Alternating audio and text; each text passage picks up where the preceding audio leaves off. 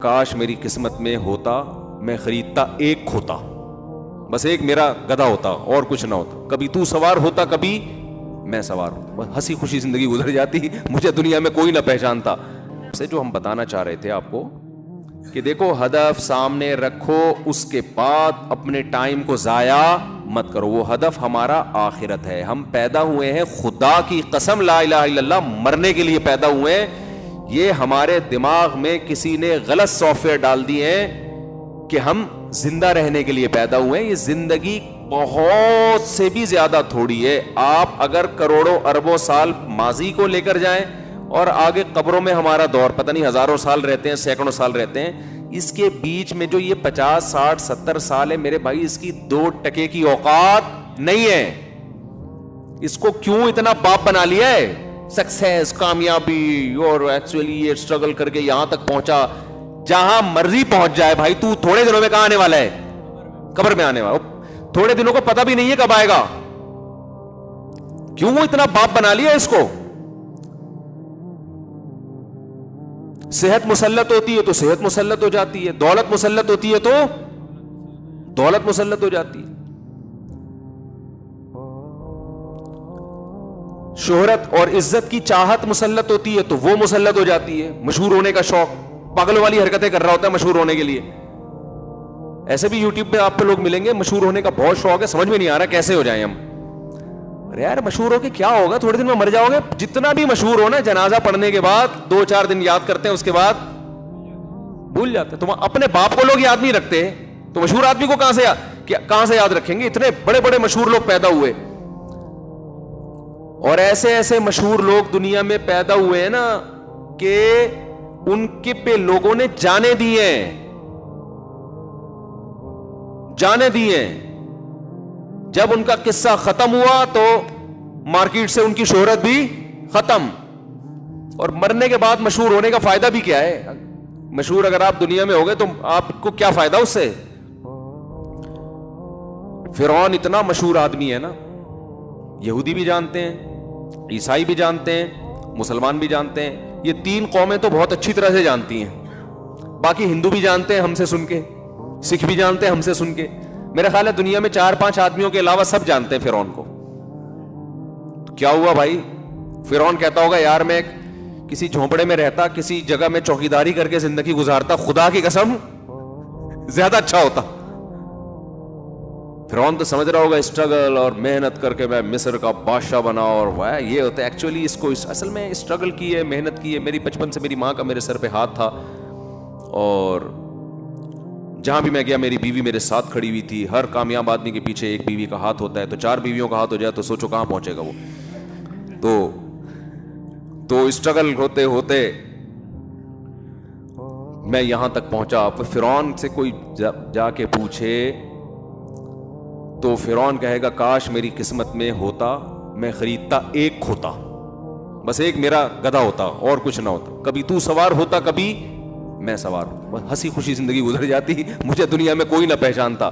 یہ جو آج چترول لگ رہے ہیں، النار یعرضون علیہا غدوا وعشیا، قرآن کہتا ہے آگ ہے جس میں صبح بھی جلایا جا رہا ہے اور شام کو بھی۔ وَيَوْمَ تَقُومُ السَّاعَةُ، اور جس دن قیامت قائم ہوگی، أَدْخِلُوا آلَ فِرْعَوْنَ أَشَدَّ الْعَذَابِ، کہا جائے گا اس سے بھی زیادہ سخت عذاب میں فرعون کو داخل کر دو۔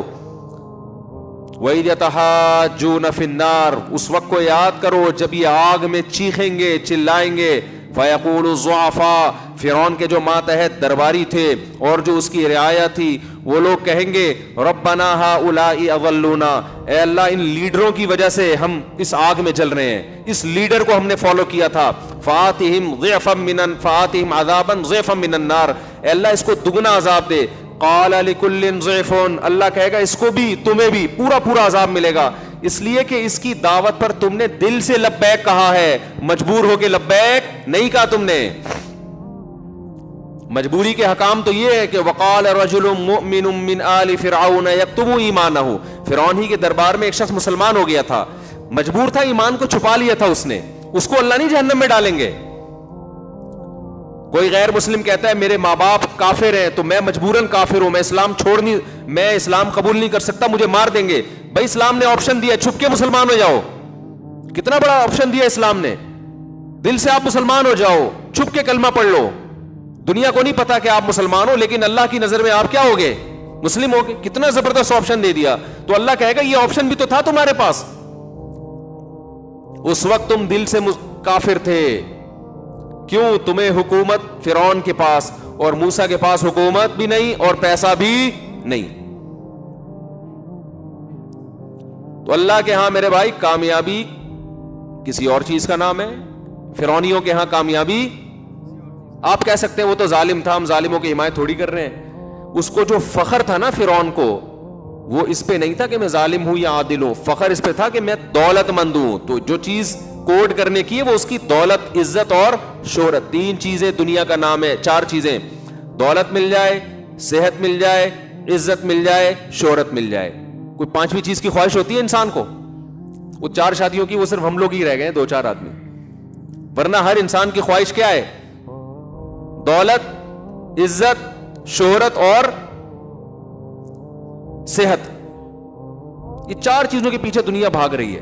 اور 4 شادیوں کے پیچھے نہیں بھاگ رہی کہ جب یہ 4 چیزیں آتی ہیں تو 4000 شادیاں آ جاتی ہیں. پھر وہ 4 نہیں, وہ تو 4 اور نہیں, تو بچوں کا کام ہے. پھر وہ برائیوں کی طرف جاتے ہیں. پھر تو ان کو شوق ہو جاتا ہے کہ روزانہ کوئی نیا چسکا لیں. وہ پھر تو ان کو نکاح ویسے ہی برا لگنے لگتا ہے. ابے وہ تو ٹینشن ہے نا. نہیں آئی بات؟ دیکھو سعودی عرب میں جب پیسہ کم تھا تو 4 کا رواج زیادہ تھا. جب پیسہ زیادہ آیا ہے تو 4 کا رواج کم ہوا ہے, حالانکہ وسائل بڑھ گئے. تو یہ جو 4 کی باتیں میں کرتا ہوں نا, لوگ کہتے ہیں کہ وسائل نہیں ہے, تو وسائل جب ہوں گے نا تو یہ 4 کا رواج اور کم ہوگا, بڑھے گا نہیں, کیونکہ عیاشی بڑھتی ہے. تو میرے بھائی مجھے یہ بات بتاؤ, یہ 4 چیزیں فرعون کے پاس ہول سیل کے حساب سے تھی یا نہیں تھی؟ اور انہی پر فخر کرتا تھا کہ میں ایسا. اور موسیٰ کے پاس صرف صحت تھی, باقی 3 چیزیں نہیں تھی. اور ایوب علیہ السلام کے پاس صحت بھی نہیں تھی, ساری زندگی بیماریوں میں گزری. پیغمبروں کو اللہ اچھی صحت اس لیے دیتے ہیں تاکہ دعوت اور تبلیغ علی وجہ الکمال کر سکیں, اس لیے سارے پیغمبر صحت مند ہوتے ہیں. ایوب علیہ السلام کو ایک عام اصول سے ہٹایا گیا کیونکہ ان کی آزمائش ہی یہ دی گئی, اور اس میں ہمارے لیے عبرت تاکہ کل کوئی بیماریوں میں زندگی گزارتا ہے تو اس میں صبر کرے. کس کی سیرت دیکھ کر؟ ایوب علیہ السلام کی سیرت دیکھ کر. ورنہ پیغمبروں کی صحتیں اللہ بہت اچھی رکھتے ہیں, زبردست رکھتے ہیں.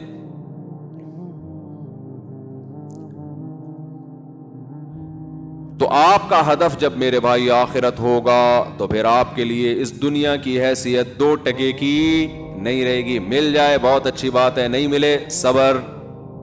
آج جتنے ڈپریشن کے مریض, آپ کو اسٹریس کے مریض دنیا میں نظر آئیں گے, سارے ان 4 میں سے کسی ایک چیز کی کمی کی وجہ سے احساس کمتری کا شکار ہوں گے. ہائے یہ اس کے ساتھ یہ ہو گیا, ہائے مجھے پاس تو کچھ بھی نہیں ہے, ہائے میرے پاس تو کچھ بھی نہیں ہے, ہائے میرے پاس تو کچھ بھی نہیں ہے, ہائے میں تو غریب ہوں, ہائے میں تو سے بغیرت ہوں, ہائے میں تو فلانا ہوں, ہائے میں تو یوں. یہ ٹینشن ہوتے ہوتے اس کے دماغ کو کیا کر دیتی ہے؟ خراب. مسلمان کی خوشی دولت میں نہیں ہے, مسلمان کی خوشی دنیا کو مسافر خانہ سمجھنے میں. ٹرین میں جا رہے ہیں, چھکا چھک چیزیں آ رہی ہیں نا.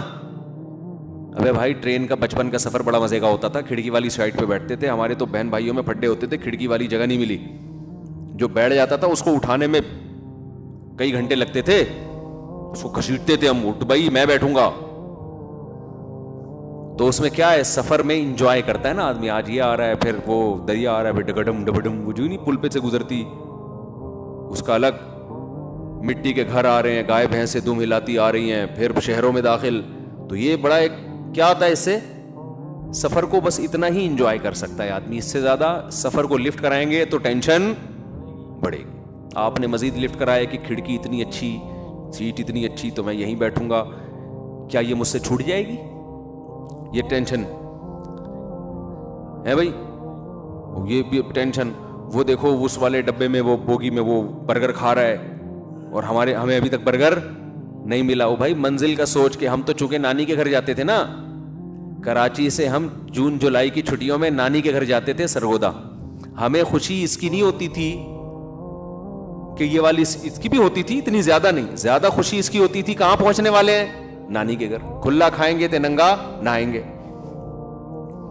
ننیال میں انسان بگڑتا ہے, ددیال میں سنورتا ہے. رپورٹ ہے یہ. ددیال والے تھوڑا سا وکھری ٹائپ کے ہوتے ہیں, ان کی تربیت کی فکر زیادہ کرتے ہیں, اور ننیال میں ممتا زیادہ ہوتی ہے نا, وہ کھلانے کو زیادہ فوکس کرتے ہیں.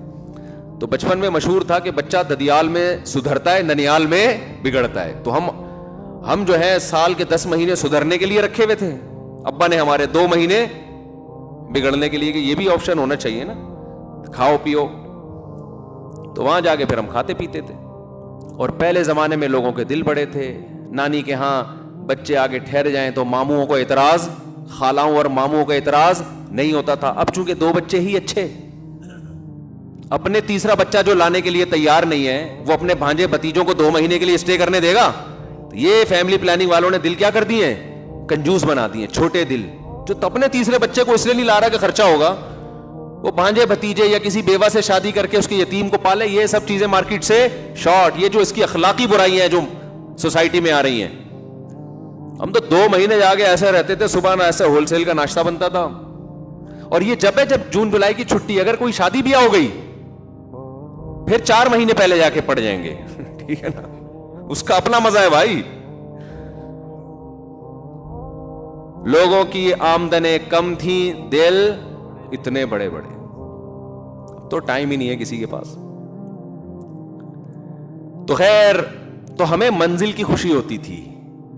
تو انسان کی نیچر ہے بھائی منزل کی خوشی. تو آپ کی منزل اگر اچھی ہے, اعمال اچھے ہیں, برائی ہو جاتی ہے, توبہ کی توفیق ملتی ہے, تو لائف کو کیا کرو, انجوائے. ٹھیک ہے نا. ہمارے حضرت مفتی رشید احمد صاحب رحمہ اللہ اتنے خوش رہتے تھے. دیکھو بڑھاپے میں تو انسان کی ٹینشن بڑھ جاتی ہے کہ اب یار اب تو میں دنیا سے چلا جاؤں گا, اب تو یہ ہائے میرے بچوں کا کیا ہوگا, ہائے میرے. ہمارے حضرت کا جیسے جیسے عمر بڑھ رہی تھی, ہم دیکھتے تھے حضرت کے چہرے پہ خوشی کے آثار کم ہونے کے بجائے بڑھ رہے ہیں. اور اس کی خوشی کی وجہ سے صحت اور اچھی ہوتی چلی جاتی تھی. اس کی وجہ سے صحت کیا ہوتی تھی, اور اچھی. ڈاکٹروں کو قریب نہیں آنے دیتے تھے, بس ان کو یہ پتہ نہیں کیا مسئلہ تھا حضرت کے ساتھ. حضرت کہتے تھے میری عمر ہو گئی ہے 78 سال, میں اگر بیمار ہو جاؤں تو مجھے آرام سے مرنے دو گھر کے اندر, ہسپتالوں میں مجھے لے کر مت جاؤ. اس میں حضرت یہ کہتے تھے کہ اگر کوئی, حضرت کی اپنا نظریہ تھا, میں یہ نہیں کہہ رہا کہ میں اس نظریے سے متفق ہوں, ڈاکٹر لوگ پریشان ٹینشن میں آ جائیں گے, بولے ہمارے خلاف باتیں کر رہے ہیں, تو میں حضرت کی بات نقل کر رہا ہوں. حضرت کہتے تھے کہ حضرت ساری زندگی ڈاکٹروں سے دور رہے, کمال کی بات یہ, اور ایسے سلم اسمارٹ تھے, اتنا اونچا قد تھا, اور ایسا چہرے پہ بڑھاپے کے آثار نظر نہیں آتے تھے. 78 ایئر میں بھی فٹ فاٹ بالکل, کوئی شوگر نہیں, بلڈ پریشر نہیں, ساری زندگی ڈاکٹروں سے دور رہے. میں ڈاکٹروں کے خلاف نہیں ہوں بھائی, ہم بھی ڈاکٹر, ہمارے کل آج فجر میں اتنی اچھی گپ شپ ہوئی ڈاکٹر صاحب سے. تو میں حضرت کا ایک کانسیپٹ آپ کے سامنے پہ, ان کا یہ نظریہ تھا کہ تمام دوائیں بچوں کی پہنچ سے تو دور رکھو, تمام بچے بھی ڈاکٹروں کی پہنچ سے. لیکن میں آپ کو بتاؤں, بچہ بیمار ہو تو چائلڈ اسپیشلسٹ کے پاس لے جائے کریں, زیادہ فنٹر بننے کی کوشش نہ کریں. ہر آدمی کے حالات ایک جیسے نہیں ہوتے. تو حضرت کا یہ تھا ساری زندگی ڈاکٹروں سے دور. تو حضرت کی وصیت تھی میں جتنا بھی بیمار ہو جاؤں مجھے ہسپتال لے جانے کی اجازت نہیں ہے. یہاں تک تھا کہ اگر کوئی ایمرجنسی میں خدا نخواستہ کوئی دہشت گرد نے حملہ کیا, زخمی ہو جائے, پھر تو ایک الگ بات ہے, لیکن بیمار ہو جاؤں تو مجھے لے جانے کی اجازت, یہ وصیت. اور حضرت کہتے تھے کہ اتنا سا پلو اگر چکی میں آ گیا نا تو کیا بچ جاؤ گے آپ؟ کہو اتنا سا پلو آیا ہے, وہ اتنا سا اکائی ہوتی ہے, اس کے بعد وہ آپ کی قمیض کو کھینچتا ہے, پھر پورا آپ کو آہستہ آہستہ کھینچ کے کیما بنا کے نکال دیتا ہے. فرماتے تھے جو ڈاکٹر کے پاس چلا گیا تو پوری زندگی اب وہ ڈاکٹروں کا بولو اب نہیں تھی. وہ کہتے تھے آپ گئے کہ مجھے یوں ہے تو وہ دوا دے گا تو وہ ٹھیک ہو جائے گا, اس کے بعد کچھ اور تھوڑے دنوں میں شروع, پھر وہ ٹھیک کرنے کے لیے گئے تو وہ ٹھیک ہوگا, پھر کوئی تیسری چیز شروع. تو ایسے ہوتے ہوتے تو وہ اپنی صحت کا ان کی مینٹین ایسی رکھی ہوئی تھی, بیمار ہوتے ہی نہیں تھے. ہو گئے تو ہومیوپیتھک کے کبھی 2-4 ڈراپ لے لیے یا کوئی حکیم کی ہلکی پھلکی دوا کھا لی, اس کے علاوہ نہیں. تو خیر, لیکن آپ جائیں, آپ فنٹر بننے کی کوشش نہ کریں, تو کوئی صحیح ڈاکٹر ہو کوئی. تو میں یہ عرض کر رہا تھا میرے بھائی, ہدف کو متعین کرو. ہمارا ہدف دنیا نہیں ہے, ہمارا ہدف آخرت ہے. پھر اللہ کی قسم اس کا سب سے پہلا فائدہ کیا ہوگا, آپ کو اللہ زندگی کی خوشیاں دے گا. ہمارے حضرت کو جیسے تھا نا بڑھاپے میں کہتے ہیں بس جانے والے ہیں دنیا سے. تو کسی نے کہا حضرت اتنے بیمار ہو گئے تو مر جائیں گے ہاسپٹل میں. فرمایا تو مر جائیں گے تو 78 میں بھی نہیں مرے تو پھر کب مرے بھائی؟ اب ننیال آ جائے جلدی, کیا خیال ہے؟ تو کہتے اب, لیکن یہ بڑوں کے سوچنے کی چیز ہے, آپ کے سوچنے کی چیز یہ نہیں. آپ نا اپنے نانا کو جا کے بول دیں کہ نانا اب آپ 80-85 کے ہو گئے, اب ایسا نہیں ہے. ہمیں یہ حکم ہے کہ بھائی ابھی تو نانا آپ نے دیکھا کیا ہے, 85 کیا ہوتا ہے. بڑوں کے سامنے ان کے ادب کا تقاضا یہ کہ آپ ان کو بچانے کی پوری کوشش کریں. ہمارے ایک جاننے والے تھے, انہوں نے ہمارے نانا سے یہ الفاظ جا کے کہہ دیے. ان کی عمر تھی 90-95 سال ماشاءاللہ. تو ان کو جا کے کہہ دیا کہ ہم نے سنا ہے کہ اس عمر سے پناہ مانگی گئی ہے. ابے ہم نے کہا ان کے سامنے بتانے کی چیز تھوڑی ہے یہ, پناہ بھی نہیں, اور پناہ بھی اس صورت میں مانگی گئی ہے کہ انسان طویل عرصے بوجھ بنا رہے زندگی کے. وہ تو ماشاءاللہ چلتے پھرتے تراویح پڑھتے تھے مسجد میں جا کے. تو یہ بعض لوگ کہاں کی بات اٹھا کے کدھر فٹ کر دیتے ہیں. تو ہمیں حکم یہی ہے کہ جس کی عمر جتنی زیادہ ہو جائے وہ ہمارے گھر میں اللہ کی اتنی بڑی رحمت. تو ہم تو بچانے کی کوشش کریں, کیونکہ حدیث میں آتا ہے انکم ترزقون بضعفائکم, تمہیں تمہارے ضعیفوں کی وجہ سے رزق دیا جاتا ہے. گھر میں بوڑھے کا وجود اللہ کی برکت نازل ہونے کا سب سے بڑا ذریعہ ہے. اس کی خدمت, اس کا وجود ہی آپ کے رزق میں برکت کا ذریعہ ہے. تو لیکن خود انسان ہر وقت جانے کے لیے تیار ہے. تو پھر وہ ہم اگلے ہفتے پھر اسی ٹاپک کو لے کے چلیں گے. کیا کریں, ہمارا بیان ہے ویسے ہی چل رہا ہوتا ہے, ٹاپک مکمل ہی نہیں ہوتا. تو اور اس کو چلا دیں گے, کوئی اتنا بڑا مسئلہ نہیں ہے. مر جائیں گے نا بیان کے دوران, زیادہ سے زیادہ یہ ہوگا نا کہ آپ کا ٹاپک کمپلیٹ نہیں ہوا اور آپ کی عمر مکمل ہو گئی, ادھورا ٹاپک لے کے قبر میں گئے آپ. تو یہی زیادہ ہوگا نا. آپ کہتے ہیں بھائی ہو سکتا ہے مفتی صاحب ٹاپک کو 20 سال میں ختم کریں, 30 سال میں, تو ختم ہی نہیں ہو رہا. تو کوئی بات نہیں یار, اسی ادھورے کو لے کے چلے جانا. جو مین میسج ہے وہ تو سمجھ میں آ رہا ہے کہ نہیں آ رہا. تو دنیا دل لگانے کی جگہ نہیں ہے بھائی. اصل کیا ہے, آخرت. تو کامیابی کا آپ یہاں فیصلہ نہیں کر سکتے کہ دولت دیکھ کے یہ کامیاب اور عزت دیکھ کے کامیاب. اور بھائی اگر یہ عزت آخرت میں کام آئے گی تو پھر تو ٹھیک ہے, نہیں کام آئے گی تو فرعون کہے گا کاش میں چوکیدار ہوتا, کاش میں جھونپڑے میں رہ کے ہنسی خوشی زندگی گزار کے چلا جاتا, کاش میری قسمت میں ہوتا میں خریدتا ایک کھوتا, کبھی تو سوار ہوتا کبھی میں سوار ہوتا, بس اتنا ہی ہوتا, اس سے زیادہ کچھ بھی نہ ہوتا. تو یہ ہماری بھی کہیں چاہت نہ ہو جائے. آخرت کو فوکس کرو.